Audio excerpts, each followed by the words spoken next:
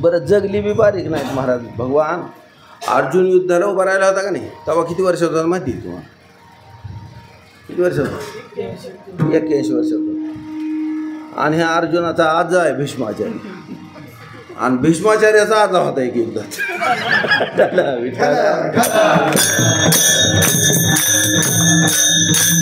एक तर त्याच्याहून भारी होता महाराज बरं का. हां भगदत्त बरं का.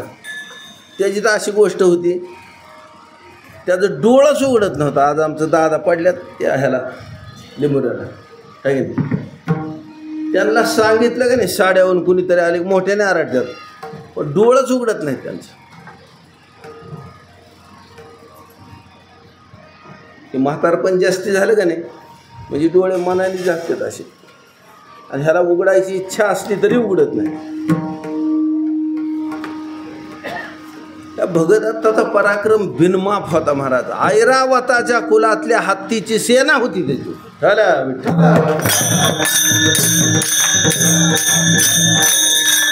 बरं का. ती ज्या हत्तीवर बसून युद्ध करीत होता का नाही, कशानंच आवरण कोणाला महाराज. म्हणजे काय करावं लागेल ह्याला.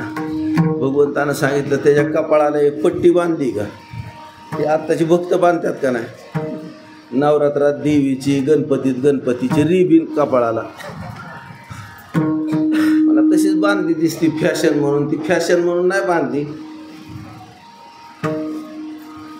भगवंतानं सांगितलं त्याच्यावर बाण मार आणि ती पट्टी तेवढी तोडून टाक. मला पट्टी तोडल्यावर काय होईल. ती म्हणजे पट्टी तोडली का त्याची, ती त्याच्या पापण्या अशा खाली आल्या आणि त्या उघडच ना पुन्हा. मग त्याच्या पट्ट्या त्याने पापण्या वर धरून पट्टीने बांधल्या होत्या आणि मग युद्ध करीत होता. असले आल्या का ह्याला दुखत आहे म्हणल्यावर आमची मालक म्हणतात महाराज, ती म्हणल्यात म्हातारी पोरं नाहीत का आपली.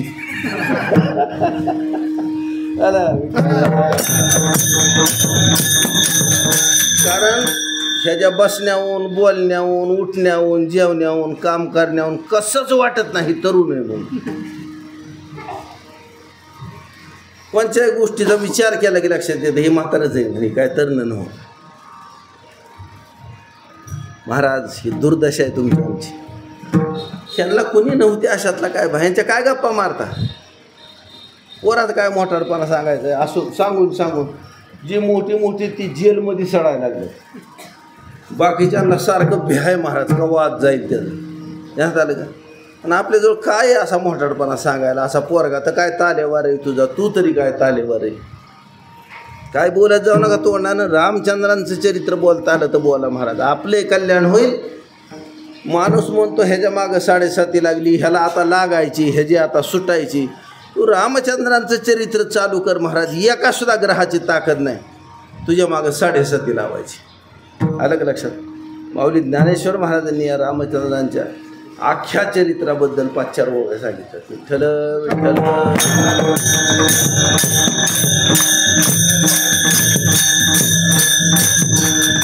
रामशस्त्रभृतामहम. हो, ह्या रामशस्त्रभृतामहम याची टीका स्वामी महाराजांनी 2 केली महाराज. एक भगवान परशुराम असा अर्थ केला आणि भगवान रामचंद्र असा अर्थ केला. पावडी ज्ञानेश्वर महाराजांनी फक्त भगवान रामचंद्र असा अर्थ केला आणि असला अर्थ केला आहे महाराज. बाकीच्या विभूती सांगताना कसं सांगितलं माहिती आहे का. अश्वत्थ सर्व वृक्षाणाम. हां कल्प त्याच्यात तरी एक विचारा घ्या. कल्पतरू हन पारिजातू उणे चंदन ही वाढ विख्यातू परियया वृक्ष जाता तू अश्वत्थ तो मी. एवढंच सांगितलं आहे बघ. ठीक आहे. देवर्षींना अंचनारद ह्याचं तर व्याख्यान श्रीधर स्वामी महाराजांनी जादा केलं आहे महाराज. ज्ञानेश्वर महाराजांनी लई नाही केलं. हे देवयोनीत प्रगट झाले ते आणि मंत्र रहस्य जाणणार आहेत महाराज असले नारद की मी असं सांगितलं. आता महाराज सांगतात महाराज हे बघा तुम्ही लई खोलात शिरूच नका. संसाराचा ताप होत असेल, तुम्हाला अक्कल नसेल, तुमच्या घरच्यांना अक्कल नसेल, तुम्हाला ग्रहांचा ताप होत असेल, फक्त रामचरित्र चालू करायचं, काय नाही करायचं बाकीचं. कारण ह्याच्यावर सगळ्याच्या सगळ्या ग्रहावर औषध आहेत, रोगावर औषध आहेत, आपल्या डोक्यावर औषध आहेत आणि घरातलं जे वातावरण आहे त्याच्यावर औषध आहेत महाराज. आणि हे काय थोडं ना हो महाराज, तुला रामायणातलं अख्ख्या रामायणातलं कुठंच करमायचं नाही का तुला?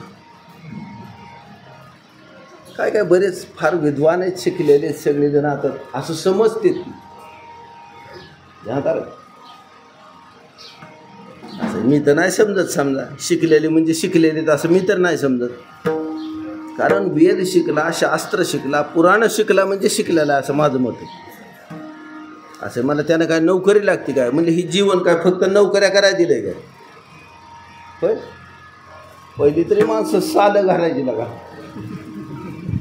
साल म्हणजे ह्या पाडव्यास त्या पाडव्याला.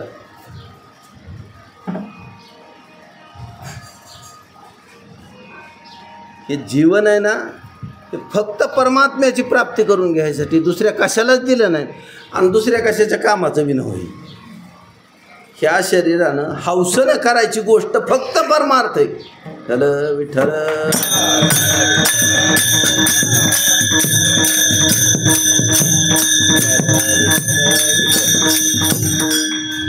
काय करू नये महाराज दुसरं बरं का.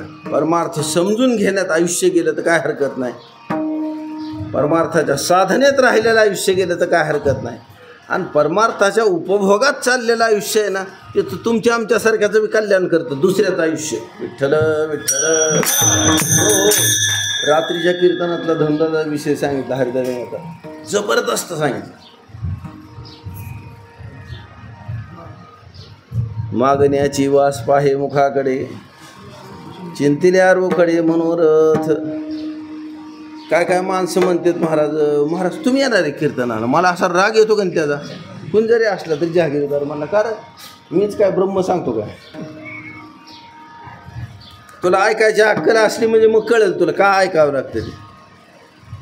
ध्यानात आलं का? तेवढं बी कळू नाही म्हणजे काय माणसाच्या दुर्दैवाला काय अंत आहे का तेव्हा? ठीक आहे.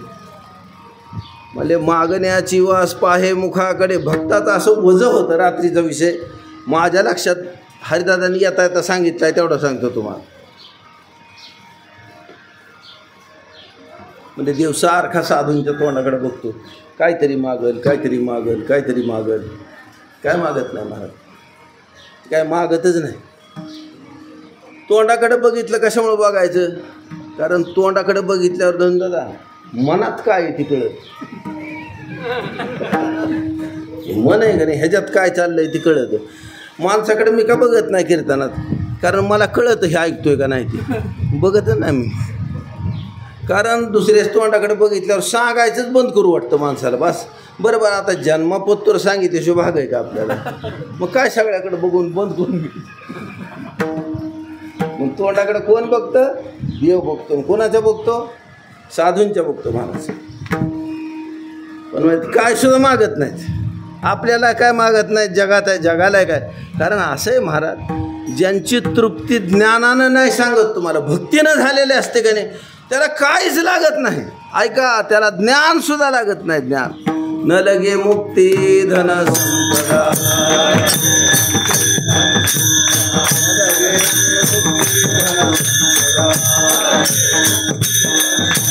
संत संग सदा, संत संग सदा.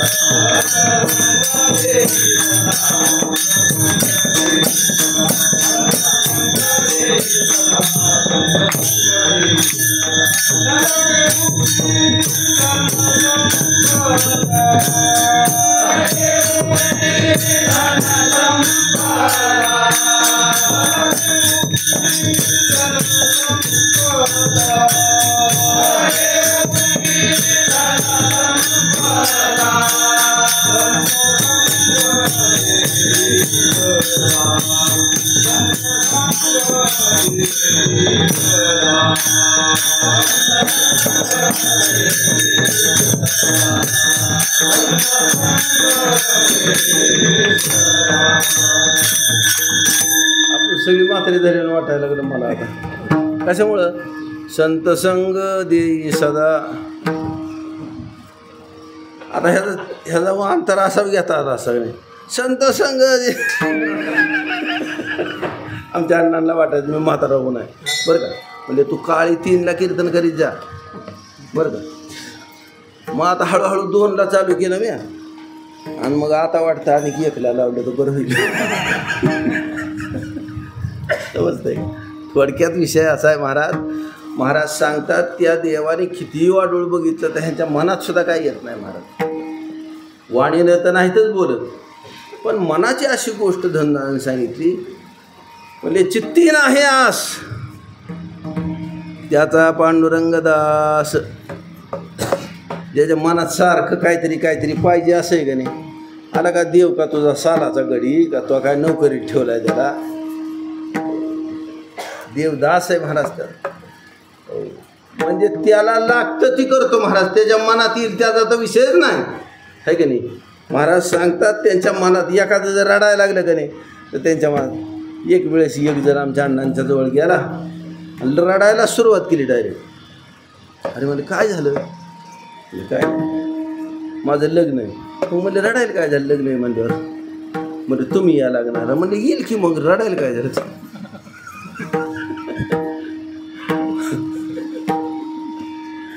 त्याच्या मनात जर आलं ना तर महाराज सांगतात रोकडे मनोरथ सिद्ध करतो महाराज परमात्मा. कारण तुमच्या आमच्यासारख्याला आपल्यासारखी जी दया फक्त साधूलाची ती महाराज. आता घरात एखादं दुकान करी ओळायला लागलं का नाही म्हणजे घरातल्या राग येतो महाराज त्याचा. आम्हालाही च्या पिऊ नको म्हणलं तर सारखा च्या मागतंय. बिड्या वडू नको बिड्या वडतंय आणि पुन्हा इवळतंय मला. गोळ्या खा म्हणलं तर खात नाही. ह्यात आलं का. ह्यांची दया कोणाला येईल तुमच्या आमच्यासारख्याची. होय रे आपण जी दुःख भोगतोय काय दुसऱ्याचं पाप आहे काय. आपल्या पापानं आपण दुःख भोगतोय महाराज. आता रडायला काय झालं ह्याचा नाश करायचं औषध कर ना. त्याचं नाव रामचरित्र आहे महाराज. अवघड आहे काही रामचरित्र अवघड आहे. हे बघा कसल्या तरी म्याड माणसानं वाचायला सुरुवात केली आणि ऐकायला सुरुवात त्याला कळायजोगी गोष्ट आहे महाराज. आणि किती विद्वान असला तर त्याला त्याच्यातनं किती बी अर्थ निघायजोगी गोष्ट आहे. विठ्ठल विठ्ठल.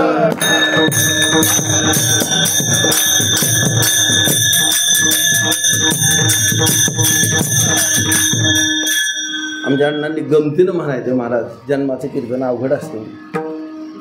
काय अवघड असतं कीर्तन म्हणजे जन्मात रामाचं काहीच सांगता येत नाही. राम जन्माला यायच्या आधीचं काय तुला सांगायचं ती सांगायचं.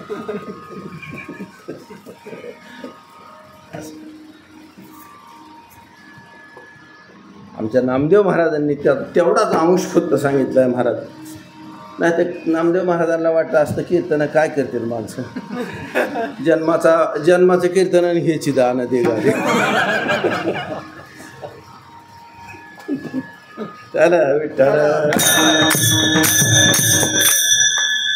एक वेळेस बिजेच्या कीर्तनाच्या वेळेस अण्णांनी मला बोलून घेतलं एकदा बरं का. आणि मला म्हणले बरं का बिजच्या कीर्तनाच्या वेळेस फक्त निर्याणाचा अभंग घ्यायचा दुसरा घ्यायचा नाही बरं का. आणि परवा एक गोष्ट कानावर आली कोणाची तरी म्हणले बिजाच्या कीर्तनाचा अभंग घ्यायचा आता ह्याची दान दे का देव. जन्माच्या कीर्तनात घेतला.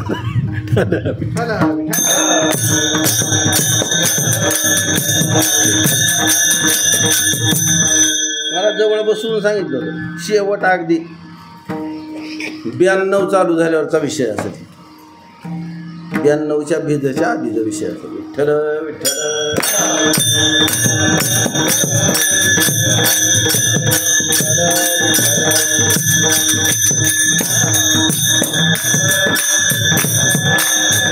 मला विषय एवढा मांडायचा होता. मला नामदेव महाराजांनी विचार केला म्हणलं ही काय सांगेल कीर्तनात जन्माच्या. म्हणून रामचंद्रांचं चरित्र सविस्तर नामदेव महाराजांनी नाही सांगितलं महाराज पण जन्म सविस्तर सांगितलं. ह्यांचीच पुन्हा तारांबळ होऊन आहे. कीर्तन कोणाचं आहे म्हणजे वारकऱ्याचं म्हणजे हे काय सांगेल वारकरी. पंढरी शेजारी आले अनुसंसार बाबा तुला असं माहीत थोडं चरित्र मी सांगतो तुला. कारण वारकऱ्याला वाटतं रामायण म्हणजे काय ऐकाय जोगच ना. मी लई लहानपणी एकदा गेलो होतो आमच्या पाहुण्याच्या गावाला. तिथं भजन होतं मग रामायण बी चालू होतं. मी रामायणाला गेलो पुन्हा भजनाला गेलो. भजनाला गेल्यावर भजनातल्या माणसांना बारीक होतं रामदादा एवढा नाही, थोडा मोठा असेल. म्हणलं होय, तुम्ही रामायणाला नाही दिसला. सुरुवातीला माणसाला नाद येतो का नाही. म्हणला तू पोते कसं काय नव्हता आला, भजनाला आला. ती म्हणा आमची जी संत मंडळी आहे का नाही ती रामायणाला जातच नाही. तुम्ही मी तर इतका हापकलो होतो पण त्याच टायमाला, कारण कीर्तन ऐकायची अक्कल यायला लागली होती हळूहळू. संत मंडळी कुणाला म्हणतात ती थोडं मला माहीत होतं.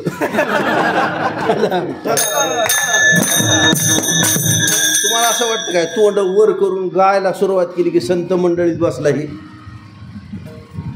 ही फुडतूस धंदे सोडून द्यायचे महाराज असले. संत या शब्दाला आपल्या अकलीनं बारीक नाही करायचं महाराज. आपल्याला कळत नसलं तर अर्थ समजून घ्यायचे. विठ्ठल विठ्ठल.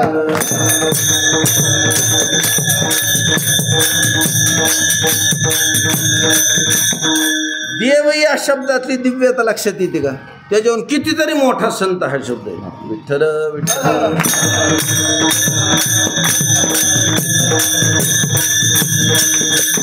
म्हणून नामदेव महाराजांनी चरित्र सांगितलं. चरित्र म्हणण्यापेक्षा चरित्रांश सांगितलं. जन्माचं आख्यानच सांगितलं. महाराज सांगतात एक वेळेस गोष्ट अशी झाली अयोध्येमध्ये. कारण सूर्यवंशाचं राज्य असणारा भाग आहे. ह्या जगातली सगळ्यात पहिली राजधानी म्हणजे अयोध्या.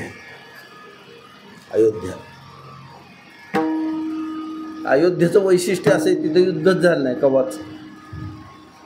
युद्ध अयोध्येत नाही. ती मनु महाराजांनी निर्माण केली. त्याच्यानंतर राजापर्यंत राजे तिथं झाले. तर मग राजा दशरथ झालाय महाराज. कदाचित मी सांगतो ते थोडं अचूक नसल पण माझ्या माहितीने राजा दशरथाचं आयुष्य 80 वर्ष होतं. 80,000 वर्ष. 80 नव्हतं. दशरथ 80,000 वर्षात झाली. मी तुम्हाला बोललोय का रे अशात बोललोय का. शाबास मग बरोबर आहे. विठ्ठल विठ्ठल.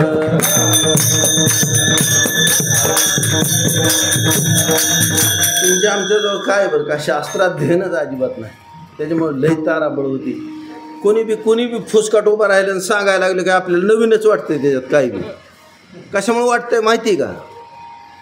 ही दरिद्री म्हणून वाटते. लेखा पुराण 18 आहेत. तुझ्या 3 पिढ्यात तरी एखादा वाचलंय का. तुझ्या बापाने त्याच्या बापाने तो तरी आपण परमार्थातलीच माणसं बरं का. गावगाव जाऊन मतं मागत हिंडत नाही ती तरी एक बरं आहे. तरी सुद्धा जर 3 पिढ्यात एक पारायण नसेल झालं आपलं पुराणाचं मूल पुराणाचं किती दुर्दैव आहे महाराज. वेद तर आमच्यासाठी नाहीतच नाहीत आणि शास्त्र पण नाही. बुद्धिवान लोकांच्यासाठी शास्त्र आहेत महाराज. आमच्यासाठी चरित्र आहेत. महाराज सांगतात महाराज या राजा दशरथाच्या ठिकाणी पुत्राची कामना फार मोठी. पुत्र संतती होत नव्हती. वसिष्ठ महर्षींनी सांगितलं त्यांना पुत्र कामेष्ठी यज्ञ करायचं. त्यांनी अश्वमेध यज्ञ करून पुत्र कामेष्ठी यज्ञ केला बरं का. जेवढं सांगितलंय त्याच्यातच काटछाट करीत जाऊ नये.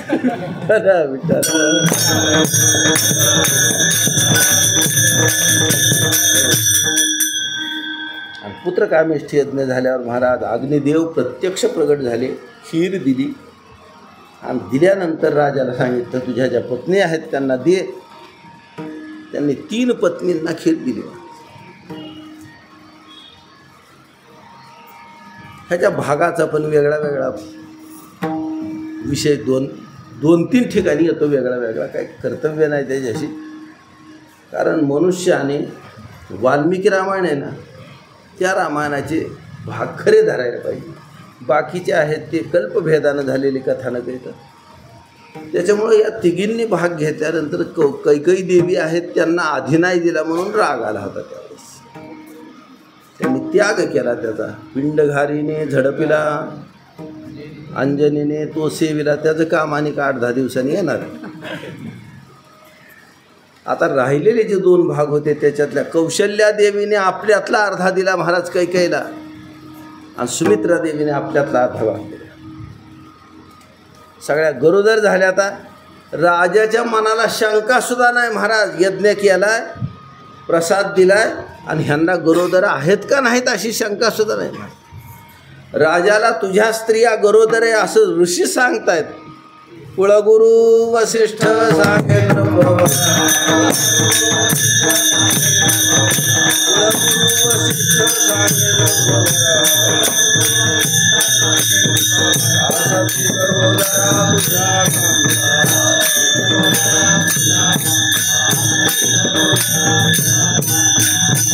वसिष्ठ महर्षी त्यांनी सांगितलं, महाराज राजा तुझ्या स्त्रिया गरोदर आहेत. महाराज धर्मशास्त्र अशी आज्ञा करतो तुला. धर्मशास्त्र ऐसे डोळे पुसावे यांना विचारलं पाहिजे. म्हणून होय तुला काही इच्छा आहे का सांग, ती पूर्ण करायची, ती पूर्ण केली पाहिजे. महाराज धर्मशास्त्रानंच आज्ञा केली की त्यांचे पुरवावे मनोरथ, त्यांच्या इच्छा असतील त्या पूर्ण करतो, त्यांना जे वाटेल ते पूर्ण करायचं. महाराज त्यावेळेस ही गोष्ट अयोग्य असा सुद्धा विचार करायचा नाही. महाराज ती पूर्ण करायची. कारण जर अशुभ असेल तर त्याचा परिहार करायला पुन्हा वेळ आहे पुष्कळ, अलग लक्षात. पण जर हातच नाही, पायच नाही, कानच नाही, डोळेच नाहीत, नाकच नाही म्हणलं. पूर्वी मी ऐकायचो,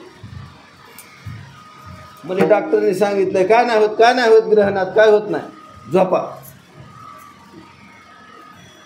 मग मधल्या काळात बरेच ध्यान आलं का तसली जन्माला आली होती पोर.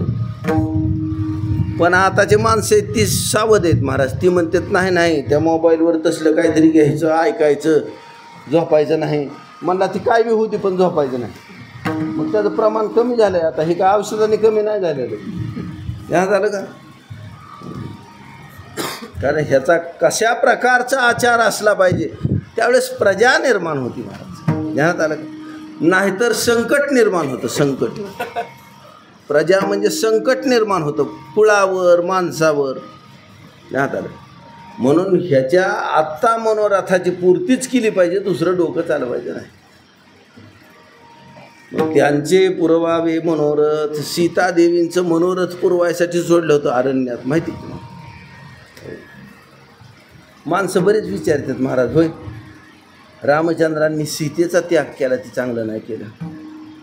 ती म्हणले तुला जी पटत नाही का नाही त्या विषयाचा तू विचार करीत जाऊ नको, जी पटतंय त्याचा विचार करीत द्या. तर काय त्याने हे सगळं सोडलं रामायण कुठवर गेलाय.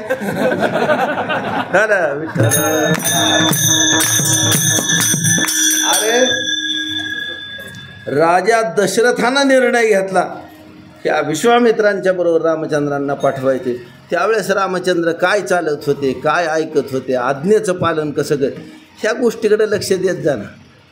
कारण कसं आहे बरं का, ज्याच्यावर काळाची दृष्टी पडली का नाही त्याला औषधाचं कौतुक वाटत नाही महाराज, त्याला अपथ्याचं कौतुक वाटतं. तसंच ज्याचा नाश होणार आहे का नाही त्याला कीर्तन आवडणारच नाही. तुम्ही सांगू बी नका आणि ते सांगितलं आणि पुढं बसून ऐकवलं तरी ऐकणार नाही. ध्यानात आलं. म्हणून साधा विषय असतो महाराज, औषध आवडत नाही महाराज. ह्या वसिष्ठांनी सांगितल्यानंतर धर्मशास्त्र आहे त्याच्यावर अतिशय प्रेम आहे महाराज राजाचं. ते परंपरागत आहे प्रेम. कालच आम्ही एक गोष्ट बघितली, 2-4 लेकरं, त्यांच्या 2-4 बाया, सगळ्या माळकरी, म्हातारी माळकरी होती. पण आमचा मालकाचा आणि माझा विषय झाला रात्री येताना एकासुद्धा लेकराच्या गळ्यात माळ नाही. आता माळ नाही म्हणल्यावर वारीस संबंध आहे का ह्यांचा? माळ नाही म्हणल्यावर हरिपाठात संबंध आहे का? माळ नाही म्हणलं कीर्तनात संबंध आहे का? अजिबात नाही महाराजांना. आणि ही फक्त रडायला लावणार ह्यांना, दुसरं काय करणार आहे? ह्यात आलं का? म्हणून लेकरं आहेत का ह्यांच्या सत्वगुणाचे संस्कार करायचे महाराज. दुसरे उद्योग फार कमी करून टाकून द्यायचे. आणि ही सोय केव्हापासून चालू केली? ज्यावेळेस गरोदर आहे तेव्हापासून. त्यांचे पुरवावे मनोरथ, त्यांना वाटतंय ते पूर्ण केलं पाहिजे महाराज. ह्यांच्या ठिकाणी अशुभ मनोरथ होणारच नाहीत आणि झाले तर त्याच्यावर 1000 उपाय वसिष्ठ महर्षी बसलेत महाराज. विठ्ठल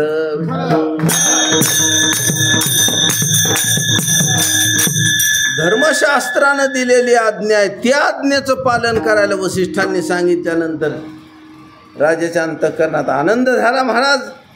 आणि आमच्या अण्णांनी सांगायचं, कौशल्या देवीला आधी खीर दिली म्हणून वाईट वाटलं होतं कैकईला, म्हणून त्यांनी अशी दुरुस्ती केली की आधी कैकईच्या महाराज विठ्ठल विठ्ठल. कैकई सदनासी येता झाला,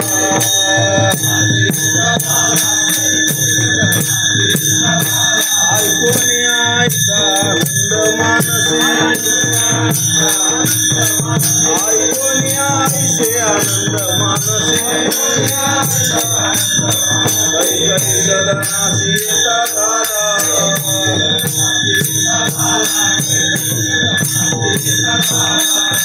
धर्मशास्त्राच्या आज्ञेनं राजा आल्यानंतर राजानं गेलाय कशासाठी, कैकईने बोलावलंय म्हणून नाही महाराज.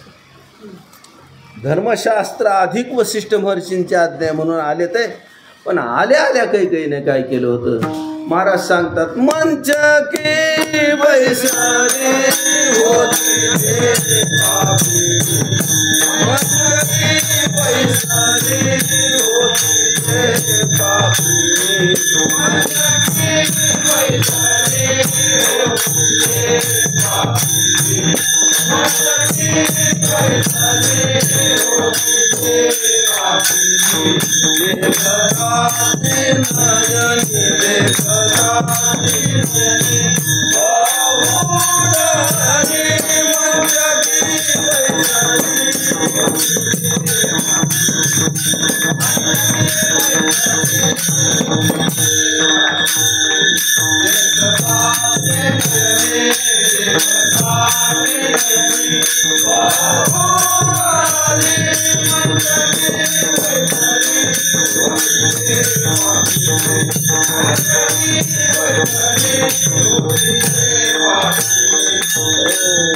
मंचकावर बसलेली महाराज, पण बैसली होती जे पापिणी, तिचा विजय. प्रसाद घ्यायचा म्हणल्यावर आधी मला दिला आणि पुन्हा मला दिला असा असावं का महाराज? मिळेल तेव्हा घ्यावा. देण्यात आलं का नाही? देणार एक आणि घेणार 50 जण, सगळ्यांनी हात पुढं गेल्यात. आता कुणाच्या तरी हातावर द्यावं लागेल का नाही? म्हणला मी वाटोळ घेऊन उभा राहिलो, मागणं आलेल्या हातावर आधी दिला. म्हणला तुला गरज नसली तर घेऊ नको, पण त्याच्यात पाप आणि पुण्याचा काय संबंध आहे महाराज? मिळेल तेव्हा घ्यावा प्रसाद. महाराज सांगतात ही पापिणी मंचकावर बसली होती, म्हणजे तिला पापी कशामुळे म्हणते? रामचंद्रांची माता आहे महाराज ती. कारण रामचंद्र आधी तिला नमस्कार करते, मग कौशल्यला करते. कारण नीतिशास्त्र सुद्धा असं सांगतं, दुर्जनम प्रथमम वंदे.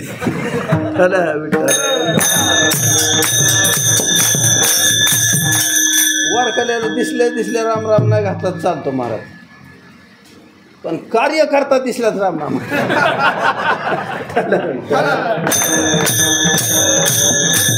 आणि त्याच्यात सुद्धा BJPचा आहे, त्याच्या आधी राष्ट्रवादीशाला घालायचा. कळतंय का? आता ही तुम्हाला आधीच चाबरपणा आहे, तुम्ही कशाला शिकू, पण आपलं तोंडापुढं आलं म्हणून सांगितलं. माणसानं आपल्यापेक्षा पूज्य फक्त भगवान आहे, शास्त्र आणि साधू एवढंच लक्षात ठेवायचं महाराज. दुसऱ्या कोणाला पूज्य समजायचंच नाही म्हणा. महाराज सांगतात पहिला अपराध हिचा आहे, हिच्याजवळ पाप स्वाभाविक आहे महाराज. आणि त्याच्यात आणखीन भर कशाची पडली? सुंदरपणाचा अभिमान म्हणी, आणि कशाची भर पडली? त्यावरी गर्भिणी नामा म्हणे. 80,000 वर्ष हिला लेकरू नाही झालं. आत्ता भगवंताच्या कृपेनं झाले, तरी सुद्धा भाव खाती. घ्या दारा का आत्ताशी कुटी घेतली तरी भाव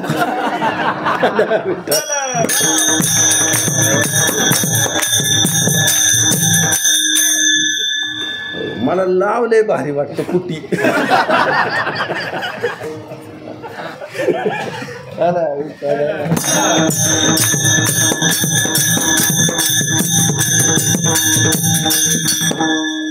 पण राजाचं भान किती जाग्यावर विचार करून बघा महाराज.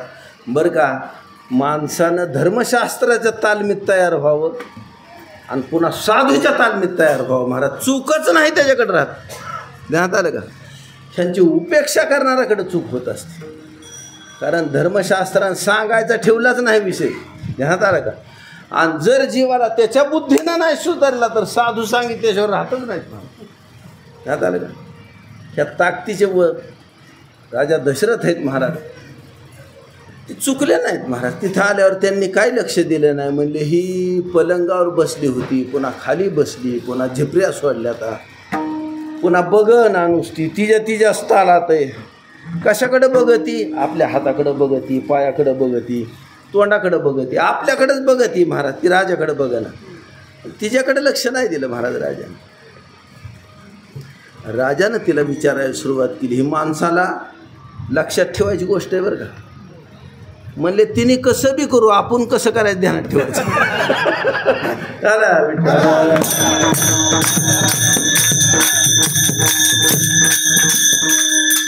राजानं सांगितलं. राजा म्हणे इच्छा तुझी मानसी, डोळे मजसी सांग, डोळे मजसी सांग.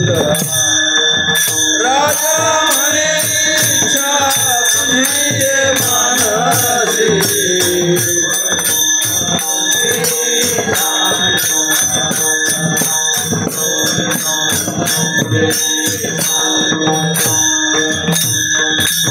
त्या राजानं सांगितलं महाराज.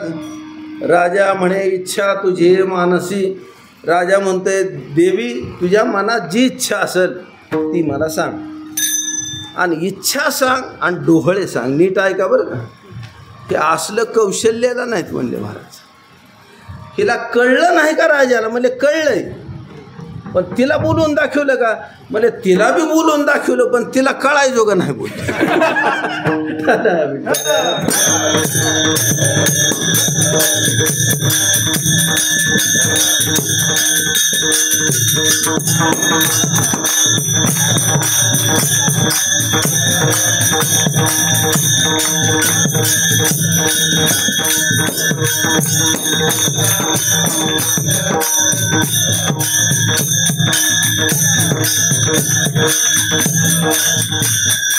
राजाने दोन गोष्टी विचारल्या. इच्छा तुझी मानसी, म्हणजे राजाला माहिती ही काय सांगणार आहे, इच्छाच सांगणार आहे.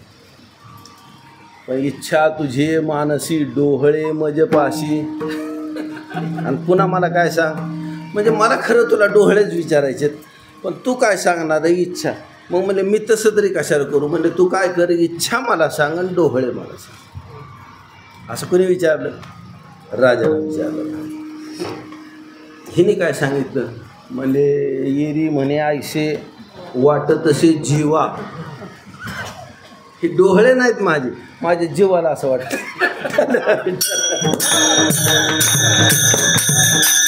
राजाने विचारलं काय वाटतं? म्हणजे कनिष्ठाशी द्यावा राज्यपट,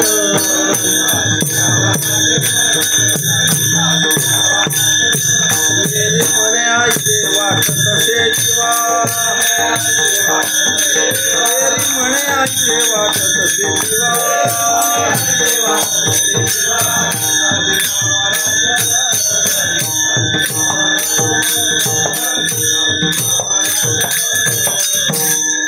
आता एवढं ऐकल्यावर मग झालं का म्हणलं तुझं? म्हणजे काय नाही, रामचंद्रांना राज्य नाही दिलं काय बिघडलं? म्हणजे काय नाही बिघडलं. दशरथाला माहिती महाराज वसिष्ठांच्या इच्छेनं, शृंगमुनींच्या प्रयत्नानं आणि माझ्या कुळाच्या पुण्यानं मला जी लेकरू होईल का नाही, त्याला राज्यावर नाही बसवल्यावर काय शोध नाही वाटणार, ह्यांना माहिती नाही. त्यात पण एवढं वाटून भागाव की माणसाचं. पण त्यांनी सांगितलं कनिष्ठ ज्येष्ठाशी धाडावे दुरी दिगंतरा, ही जीवातली इच्छा आहे. लांबचा धाडायचं होईना महाराज, पण पुन्हा अनेक सांगितलं त्याच्यातला बारका. नये समाचार त्यांचा आमा, म्हणजे त्याचं टपाल नाही, तार नाही, फोन नाही, गाठ नाही, तिथनं खबर घेऊन इकडं माणूस आलेला नाही पाहिजे मला, इतक्या लांब त्याला लाव. राजाला वाईट वाटलं महाराज. म्हणजे माणसाने जावं की खाली, पण इतकं बी खाली जावं का? ध्यान राहिलं. समजा आता आपल्या गळ्यात माळ आहे, कपाळाला बुका आहे, गंध आहे, अष्टगंध आहे, वळीनं लावल्यात 2-4 आहे का. मग इतकं बिल्ला वाढ बोलावं का त्याने.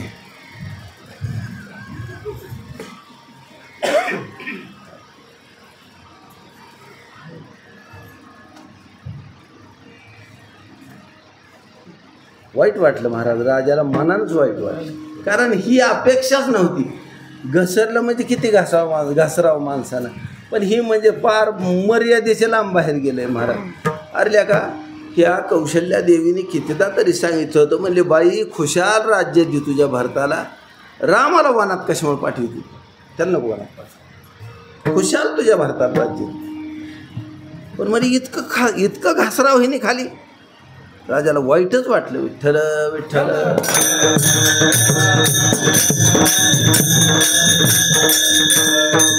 म्हणजे ही सगळ्या जगात निंदा होईल ह्याची सगळी दुनिया निंदा करेल.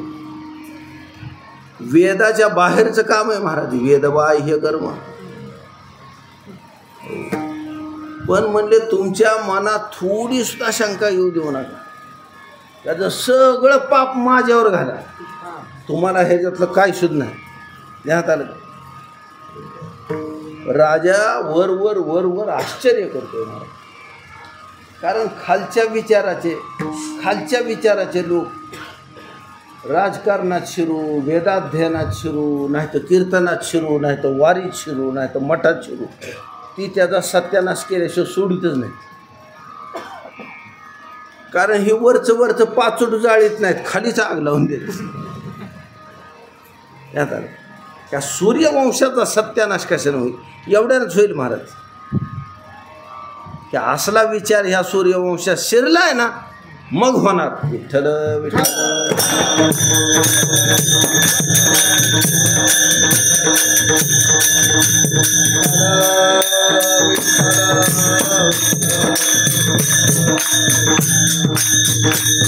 महाराज सगळे लोक कुणाची निंदा करतील, तुमची तर नाहीत करायचे. म्हणले पण तुझ्या संगतीत आलो म्हणल्यावर माझी बी करतील की, पण म्हणले मुख्य कुणाची करतील. मग जनात हे निंदे वेदबाह्य कर्म, हे वेदाच्या बाहेरचं हे सगळं कर्म. पण करिता धर्म पाप बहु, असलं करायला लागलं तर अधर्म पण फार आहे, पाप पण फार. पण म्हणजे तुम्ही अजिबात घाबरू नका. आता माझा नवरा आहे म्हणल्यावर तुम्हाला थोडीफार निंदा सहन करावी लागेल. कोणीतरी करील का, सुमित्रेची निंदा कोणीतरी करील का.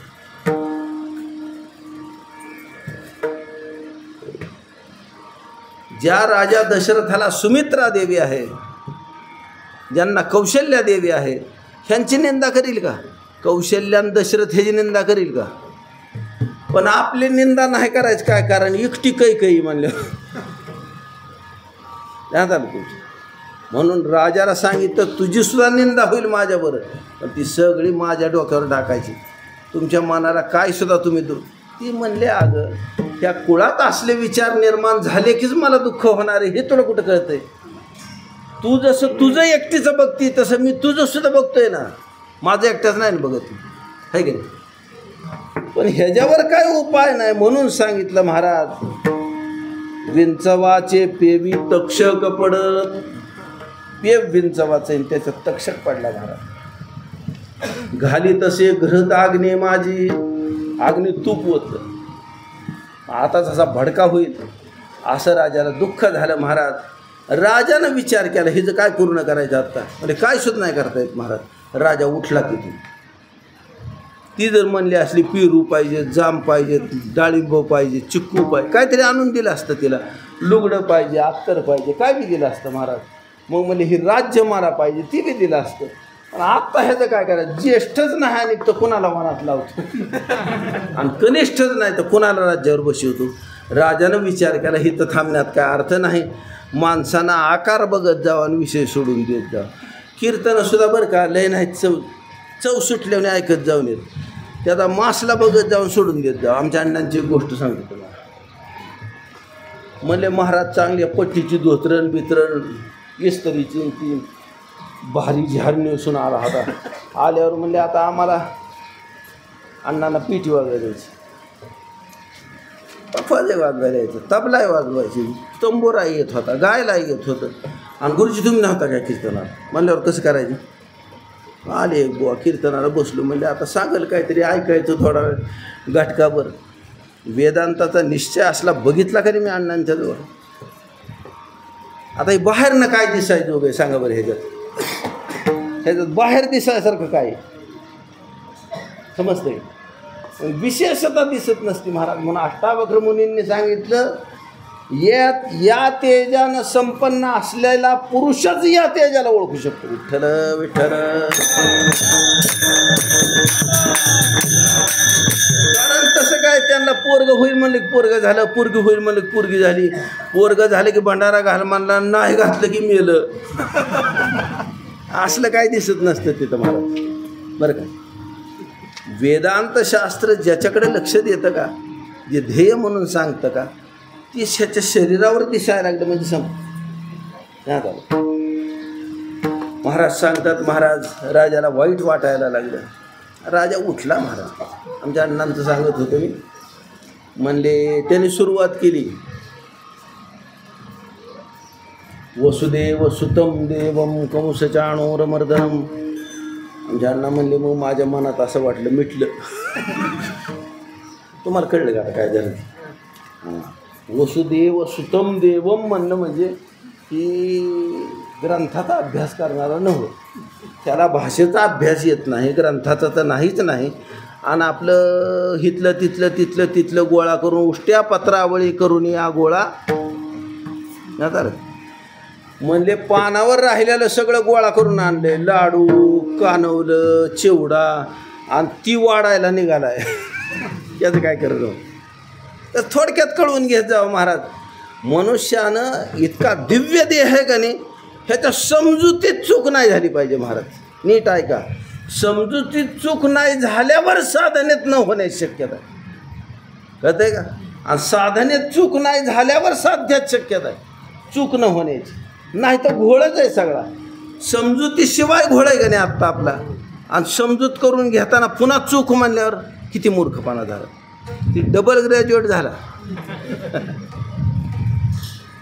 हिथं बी कळना आणि परमार्थातलं बी कळना असं झालं, समजते. म्हणून अचूक समजला पाहिजे ज्ञानोपरायांचं. म्हणून श्रीधर स्वामी महाराजांनी सांगितलं ना, मंत्र रहस्यात आणणारे नारद महर्षी. तसं समजलं पाहिजे महाराज माणसाला. नाही समजलं तर काय होणार आहे आपल्याच्याने, काय होणार.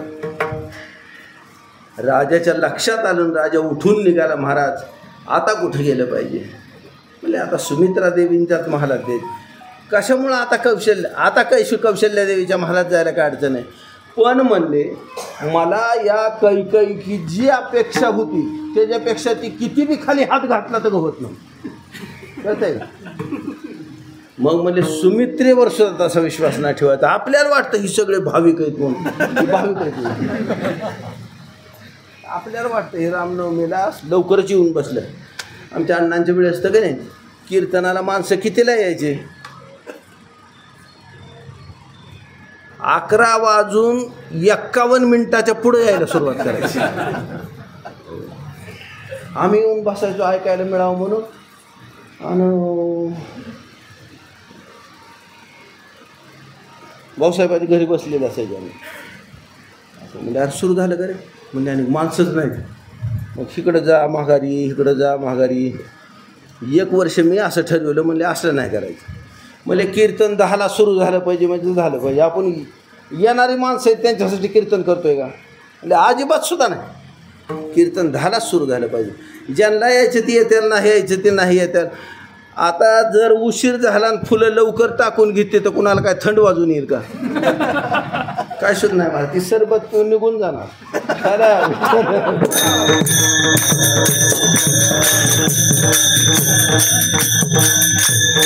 माणसाकडे बघून कधीच उद्योग करायचे नाहीत महाराज. हे आपल्याला नाद आहे म्हणून करायचे. विठ्ठल विठ्ठल.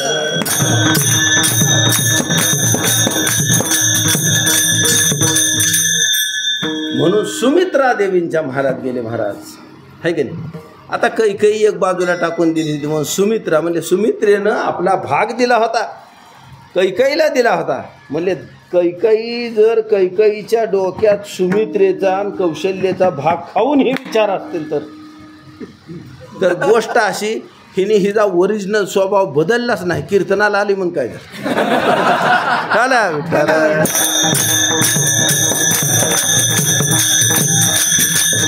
कीर्तनाला येणारे बाया सुद्धा लय डेंजर असतात. ही हिथं वाहिल्याच दिसतात महाराज, टाळ्या वाजवतात पदरात.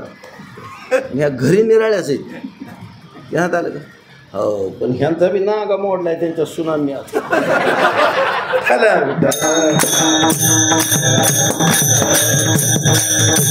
म्हणून तर कीर्तनाला आले. तसं काय नाही, कारण काळ आहे का नाही ते कोणालाच नीट ठेवीत नसतो महाराज. कारण ह्याची उत्पत्ती, स्थिती आणि लय ही क्रम आहे महाराज. तसं काय घाबरायचं नाही महाराज. एखादी पार्टी मोठी झाली आणि पक्ष मोठा झाला आणि असं लक्षात ठेवायचं की जन्माला यायचा एक टाईम असतो, मोठा व्हायचा एक टाईम असतो, ह्याचा सत्यानाश व्हायचा एक टाईम असतो. राजा असू, सरदार असू, सावकार असू, जागीरदार, इनामदार असू, सरपंच असू, कुणी बी असला का नाही तर त्याचा भावटा संपायचा टाईम असतो. तर उगं दम काढायचा असतो माणसाने. खरं विठ्ठल.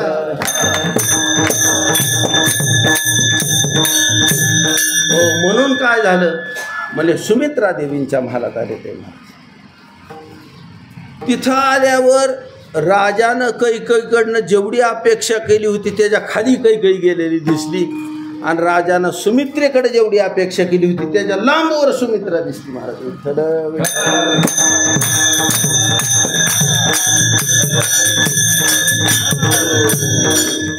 महाराज तिने काय केलं, देखता सामोरी येती झाली,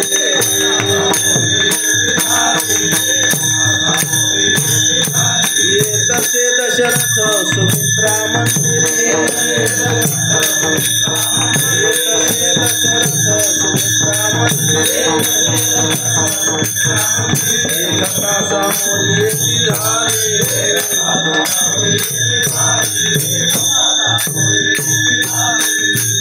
लगेच उठून आली महाराज, उठूनच आली सरळ.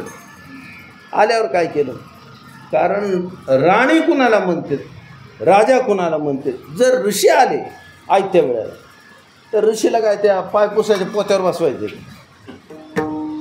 तिथं आसनं टाकून ठेवले पाहिजे. राजाला आसन निराळं असतं महाराज, ऋषींना वेगळं असतं. ऋषींचं आसन आहे ना त्याच्यावर दुसऱ्या कोणी बसलेलं नाही पाहिजे. ध्यानात आलं. आणि त्याच्यावर मृगचर्म आहे, आणखीन दर्भ आहे, ह्याचंच आसन टाकलेलं असलं पाहिजे. राजाला योग्य पद्धतीचं राजाला असलं पाहिजे, ऋषींना योग्य पद्धतीचं ऋषीला असलं पाहिजे, प्रजेला योग्य पद्धतीचं प्रजेला असलं पाहिजे. ब्राह्मण शिंद्र आले तर ह्यांच्यासाठी ह्यांच्या पद्धतीचं असलं पाहिजे. ते कोणाचंही कोणाला उष्ट खरकट एकाच कोचवर सगळीच बसा असलं नाही माहिती. मोठे लोक ज्याच्यावर बसलेले आहेत ना त्याला पायसुद्धा लावायचा अधिकार आपला नाही महाराज. नाही पण लावावं त्याने, लावू पण नाही. कारण जाऊ दे, आता त्याचं धर्मशास्त्र सांगायचं म्हणलं तर आमच्या तुकाराम महाराजांनी पण सांगितलंय, पण मी नाही तुम्हाला सांगणार. तुम्हाला काय झालं वाचायला. विठ्ठल.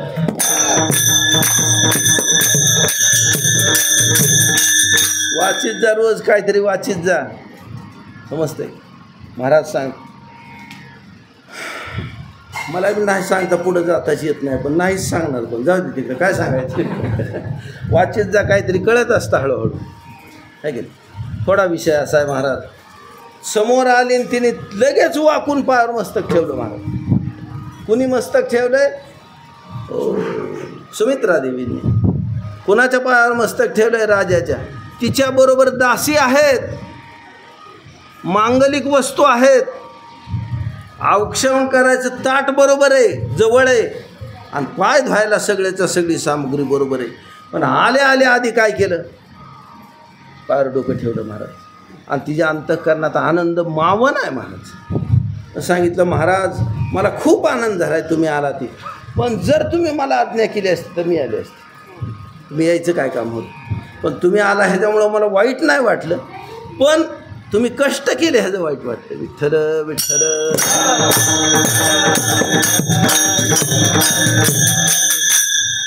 आसन घातलंय, त्याच्यावर बसवलंय, पाय धुतलेत आणि तीर्थ ते आपल्या अंगावर टाकून घेतलंय महाराज. म्हणजे मी अपवित्र ही भावना आहे, ह्यानं मी पवित्र होईल ही भावना आहे. पायावर मस्तक ठेवले, गंध पुष्प धूप दीप सगळ्यांनी त्यांची पूजा केली आणि हात जोडून उभा राहिली महाराज. विठ्ठल विठ्ठल.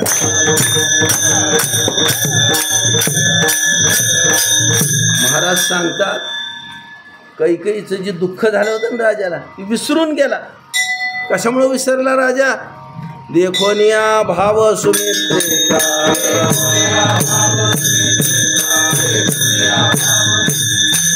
कैकेयीचे दुःख विसरला.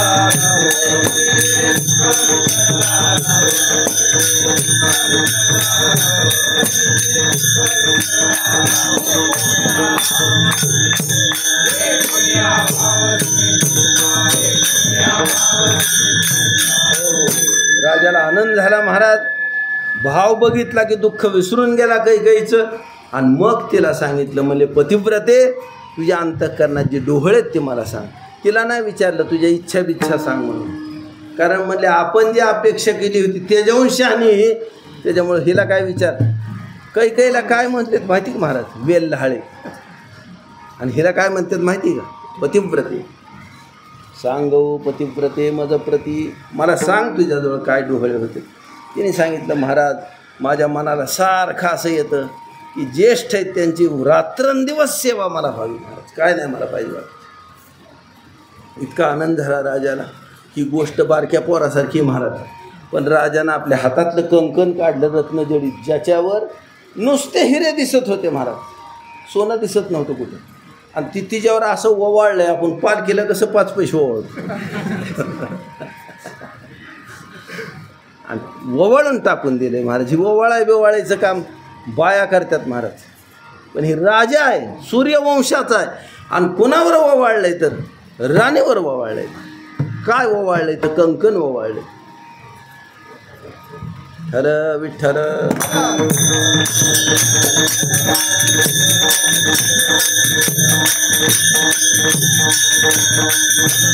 त्यांनी सांगितलं, महाराज एवढं एकच आवडतं मला, दुसरं काय सुद्धा आवडत नाही मला. ज्याला सेवा आवडती का नाही ती देवाला आवडतो महाराज. त्याला देव आवडायची गरज नसती, देवाला ती आवडते. आमच्या हंसराज स्वामींनी एका ग्रंथात असा विचार केला, माझ्या अंदाजाने आगमसार ग्रंथ. विठ्ठल विठ्ठल. म्हणजे मोक्ष कुठं येतो या जगात? म्हणजे जो गुरुभक्त आहे ना त्याच्या दाराकडे बघून त्या मोक्षाला असला आनंद होतो. आणि तो म्हणतो, महाराज किती मला वियोग तुमचा झाला होता, बरं झालं तुमची गाठ पडली. आणि त्यांच्या दारात सेवक म्हणून उभा राहतो महाराज. हा मोक्ष कुणाच्या दारात उभा? जो गुरुभक्त आहे त्याच्यावर. खरं विठ्ठल.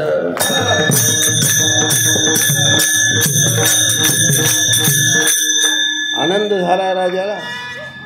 पण म्हणले ह्याला वडिलाची सेवा द्यायची रात्रंदिवस. वडील आहेत का? नाही. सेवा करणार आहे का आणखीन? नाही. पण हिच्या मनात काय ती कळतंय महाराज. आनंद झाला आणि राजा निघाला महाराज. निघाल्यावर विचारलं नाही की येऊ का बसू का, आणि त्यांना माहिती ह्याचा काय प्रश्न नाही महाराज, की आपले माणूस. आणि मग कौशल्याच्या महालात आलेला आहे. विठ्ठल विठ्ठल.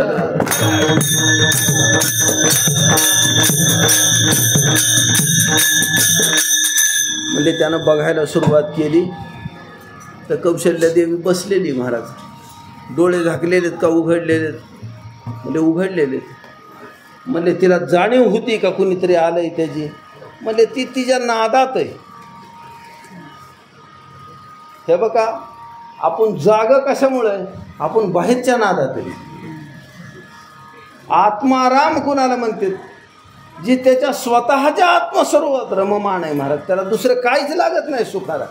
कोणाचे शब्द लागत नाहीत, कोणाचे उपचार लागत नाहीत, कोणाचा व्यवहार लागत नाही.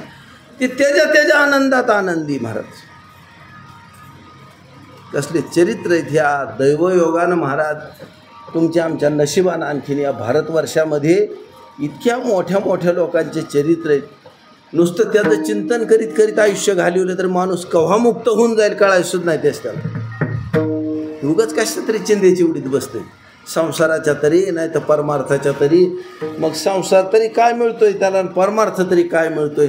दोन्हीकडे महाराज तुका दोहीकडे चोर आहे काय. कारण रीतीनं सुरानं चाललं का नाही कुठंतरी जातं माणूस. हिला का घटकभर इकडं बी चलत आहे तिकडं बी चलत आहे, पुन्हा तिथल्या तिथंच चलत आहे, पुन्हा बसत आहे. लयच कटाळलं म्हणून कौतुक सांगत आहे दुसऱ्याला. अरे म्हणला तुला काय कोणी गुरं पाणी पाज म्हणलंय का, तुलाच नाद आहे उठवतोय बी ते त्याचं नाही सांगत.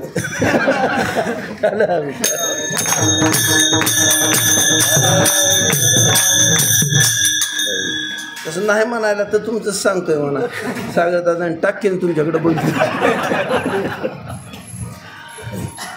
थोडक्यात गोष्ट अशी महाराज, उगाच कशाला शेवळत मुंडकं घालायचे.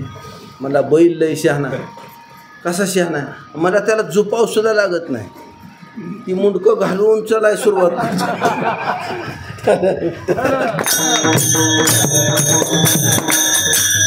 माणसानं मनानं मुंडकं शेवळत घालून चालायची जागा परमार्थ आहे महाराज.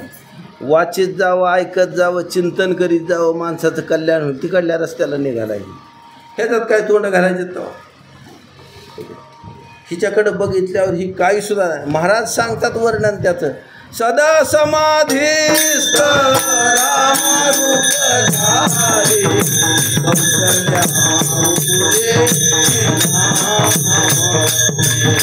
कौसल्या माऊले कौसल्या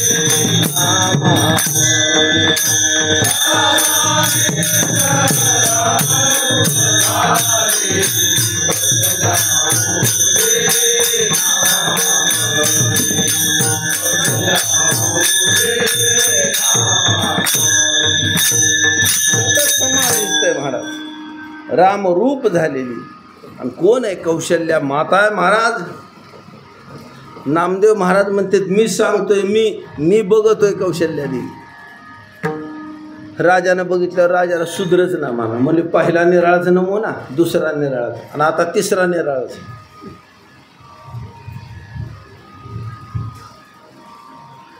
राजाला समजणं, पण राजाच्या मनाला असं यायला लागलं.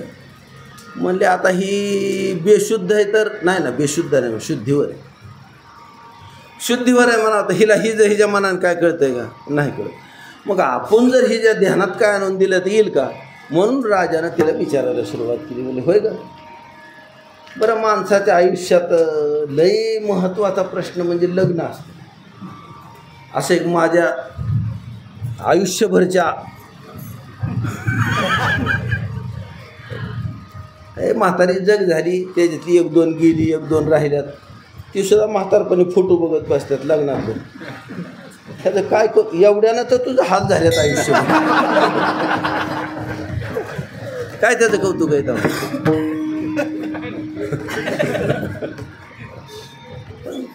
काय नाद असतं ते असतं महाराज माणसाला. राजा दशरथानं विचार केला महाराज, तिच्या मनासारखं तिला बोलावं लागेल का नाही. कारण माणसाला जर संसारात सुख पाहिजे असलं का नाही, बायकोच्या मनासारखं बोलायचं, सारखं तू कर काय बी ही प्रकार ठेवायचा बोलायचं. खरं बोलायला गेलं तरी चुकीचंच आहे, तरकटीला लागलं तरी चुकीचंच आहे. त्याला होय होय म्हणे चाललं का नाही, लय मस्त मजाच जाते दिवस. तिला सांगितलं होय का, तुझ्या लक्षात आहे का आपलं लग्न झालं का नाही, तेव्हा रावणानं आपल्या लग्नात विघ्न केलं होतं. आमच्या अण्णांनी फार मस्त गोष्ट सांगायची सगळी बरं का. हो, आपल्याला कसं ही दार दिसलं की तसंच तिकडे निघायचं नाद आहे, तिकडे दिसलं की तिकडे निघायचं, त्याच्यामुळे उरकत नाही.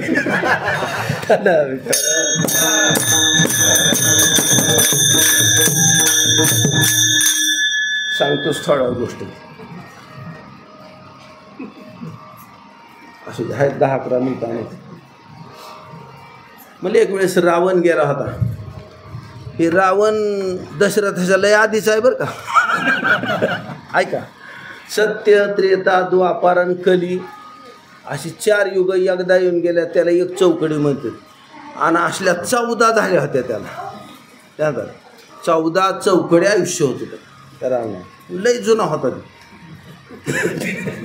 एकदा ब्रह्मदेवाकडे गेला, त्याला येऊन जाऊन सारखं बिहा कशाचं, मला आपण मरतोय कसं काय कुणास ठाऊक, कशानं मरतोय काय की हे मरायला नाही पाहिजे, एवढंच त्याला बिहा. आणि मग त्याच्यामुळं त्याने विचार केला, म्हणला मी कशानं मरेल ती कोण सांगेल, मला ब्रह्मदेव सांगतील. गेला ब्रह्मदेवाकडे. बरं ही सगळे म्हणजे काय त्याची कामाची गडीच होती, त्याचा काय प्रश्न नव्हता बरं का. ज्ञानोबा सांगतात त्याने, जेने साकडले धर्माचे काही वारे, आपण याते धनुष्य करून दुसरे, विजयलक्ष्मी एक मोहरे केले त्रेती, वास जेने देवाचा मानोगी वसिला. त्या देवांचा अपमान अपमान अपमान करून टाकला होता ह्या रावणा, आहे का. पण सगळा मान त्यांचा त्यांच्या जागेवर परत दिला महाराज. ब्रह्मदेवाकडे गेल्या गेल्या ब्रह्मदेव खाटकीने उठून उभा राहिले. म्हणजे रावणा कसं काय आला, कारण ब्रह्मदेव रोज पंचांग सांगायला रावणापाशी यायचा, पण तेव्हा त्याच्या ध्यानात नव्हतं आलं, दुपारनं ध्यानात आलं.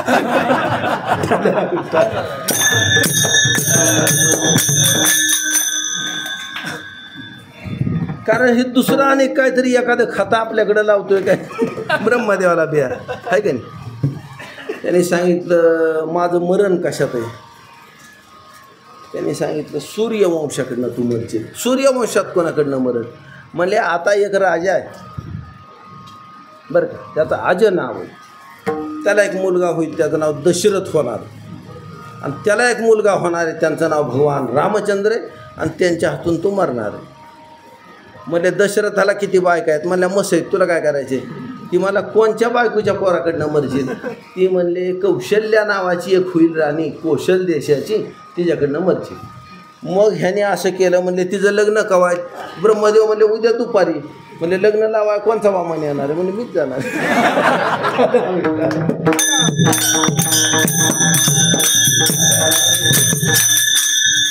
मला जायचं फीचं नाही.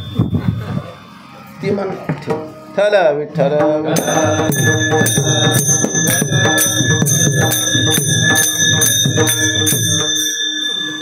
ते म्हणले आता बाबा तुझी आज्ञा असल्यावर कसं काय जायचं.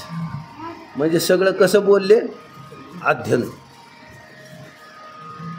त्याने विचार केला, ती कौशल देश कुणीकडं, राजा दशरथ कुणीकडं, तिकडं गेले. तिकडं गेल्यावर त्यांचं वराड कशा येत होतं, जहाजात. कुठे येणार होतं, अयोध्येला. त्याने ती जहाज आहे का नाही, त्याच्यातली नवरी आहे ती उचलली, एका पेटीत घातली आणि कुठं सोडून दिली, समुद्रात ती पेटी.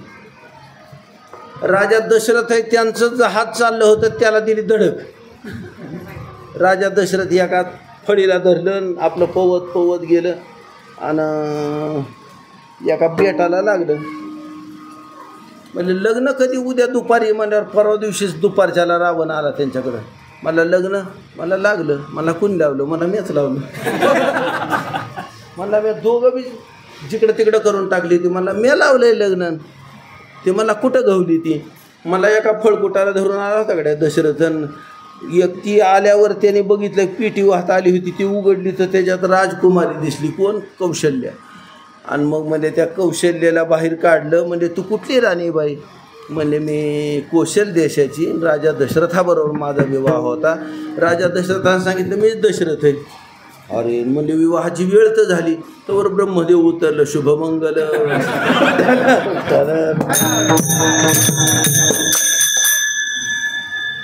मग तू तिकडे कशाला गेलो होतो, म्हणजे मी संध्याला गेलो होतो, मला काय माहिती. पण आता बघा, संध्या करायला बसल्यावर तिथं जर कोणाचं लग्नाचं नडलं असलं तर लावावं लागेल का नाही. म्हणजे ह्याचा एक डाव फेल झाला आणि त्याचं ध्यान करून दिलंय कौशल्याला. महाराज होय का, तुझ्या लक्षात आहे का, ह्या रावणानं आपल्या लग्नात विघ्न केलं होतं. ती असं म्हणल्या म्हणल्या कौशल्य म्हणायला लागली, आणि रे धनुष्य,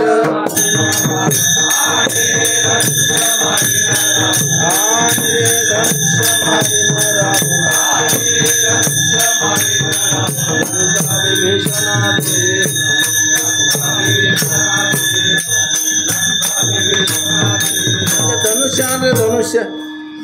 कारण रामचंद्रांना सांगायची सवय होती, महाराज लक्ष्मणा धनुष्यान ऐश्वर्य असतं एक एक जणाचं. बरं का, त्याला सांगायला बी कुणी नाही, त्याला बी होत नाही.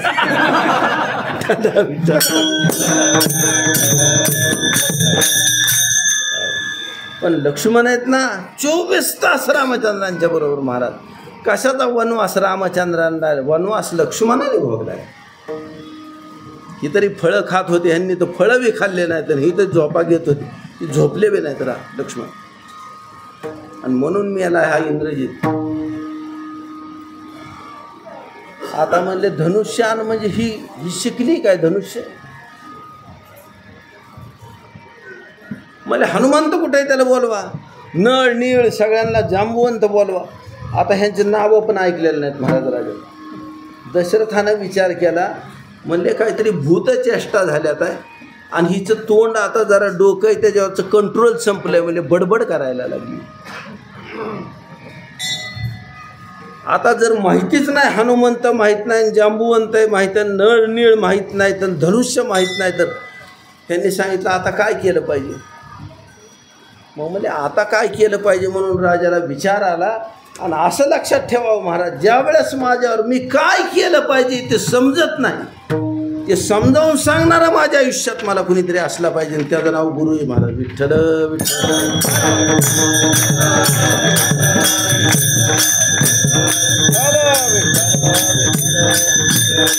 आणि अख्खं रामचरित्र सांगितलं महाराज. म्हणले मी हे कुबुद्धी आहे, दोघं जण मारून टाकील, विश्वामित्र याग सिद्धला नेईल, आणि बघू बरं रावण काय करतोय माझं. ती म्हणजे तव्हाचा राग हिच्या डोक्यात असं नाही, राजाच्या मनात आहे महाराज. पण आपल्याला विचारायला कोणी म्हणून म्हणजे वसिष्ठांना बिलवायचं नसतं महाराज, आपण जायचं असतं तिथं. पण प्रसंग असला आता अवघड आहे, वसिष्ठांना बोलवा म्हणून सांगितलं. वसिष्ठ महर्षी आलेत आणि आल्यावर राजाने वसिष्ठांनी त्या राणीकडं बघितलं, बघितल्या बघत डोळे झाकले आणि पडले खाली. राजाला वाटायला लागलं महाराज ही कसली पीडा आहे आता. आणखीन श्रावण आहे, त्याच्या वधाचं पाप माझं जळलं नाही तवर तर म्हणले वसिष्ठांचाच वध झाला. आता काय करा, डोकं धरलं देवा, म्हणले तू एवढा मोठा कमल नयनेस माझ्याकडं बघ. आणि डोक्याला हात लावले, खाली बसले. खाली बसल्यावर वसिष्ठांनी आपल्या सगळ्या विकारांना आवरलं महाराज, जाग झाले, हसले आणि सांगितलं राजाला, राजा घाबरू बिबरू नकोस, हे बघ तू असला भाग्यवान आहेस, ह्या सगळ्या विश्वाचा जो आत्मा आहे हा आत्मा हिच्या गर्भात आहे. म्हणजे तुला वाटत असेल ही भूतचेष्टा करते, भूतचेष्टा बेष्टा काय करीत नाही. हे बघ परब्रह्म वस्तूची अनुभूती ह्या शरीराला आली का नाही, असल्या शरीरात, ही शरीर मला रूप आहे महाराज, ती अनुभूती दिव्यातिदिव्य आहे. आणि ती जर या शरीरात प्रगट झाली तर हे शरीर धारण करू शकत नाही, म्हणून भक्तीसुद्धा धारण करू शकत नाही, म्हणून विकार उत्पन्न होते शरीरात. त्या विकाराचे 8 प्रकार आहेत. ध्यान झालं. परमात्म वस्तूची अनुभूती प्रत्यक्ष झाल्यानंतर जो विकार होतो त्याच्यातला सगळ्यात शेवटचा स्तंभ म्हणून जो आहे ना, हा विकार राजा कुणाला झाला आहे? वसिष्ठांना झाला. ध्यान आलं. सावध होऊन सांगतात मध्ये राजा घाबरू नये. हिच्या गर्भात आहे ना उदरात असे भक्ताचा कैवारी, सगळ्या भक्तांचा कैवार घेऊन पळत येणारा हिच्या उदरात आहे. मग हिचं शरीर भाव आहे त्याच्याकडे लक्ष असतं काय, तेथे कैची उरी देह भावा,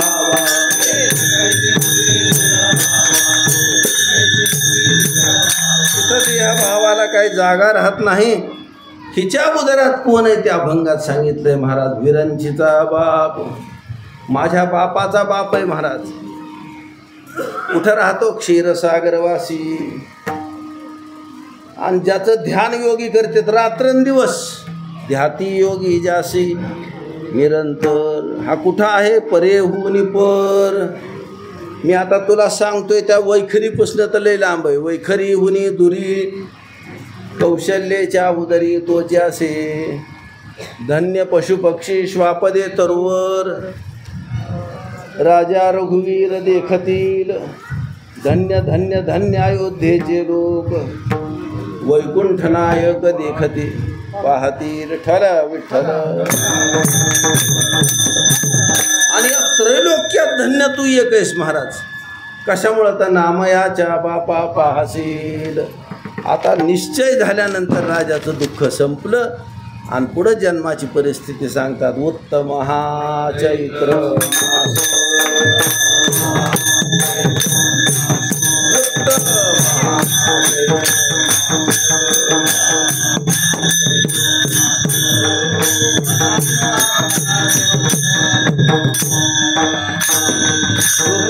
वसंताचा दिवस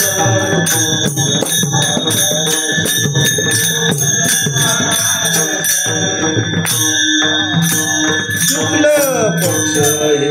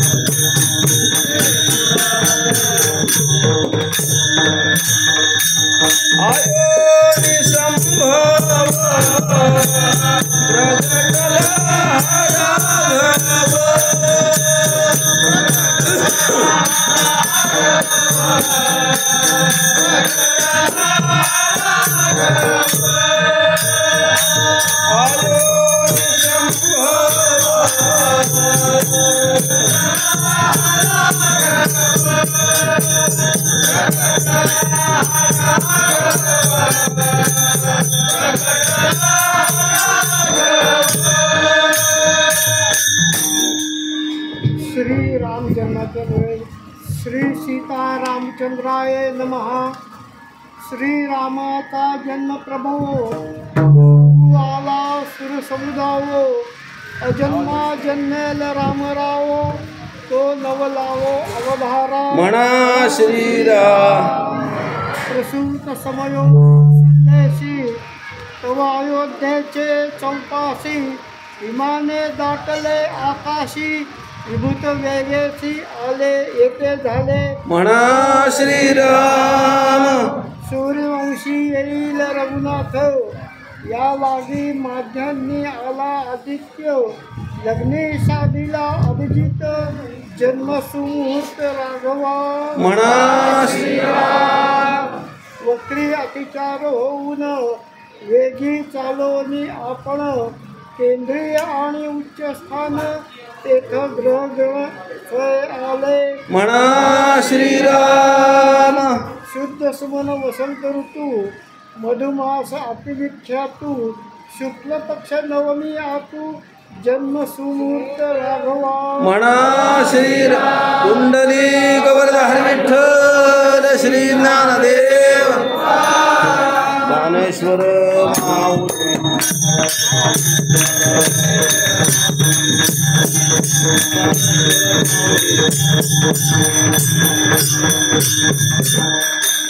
तुझी निढळी गोटे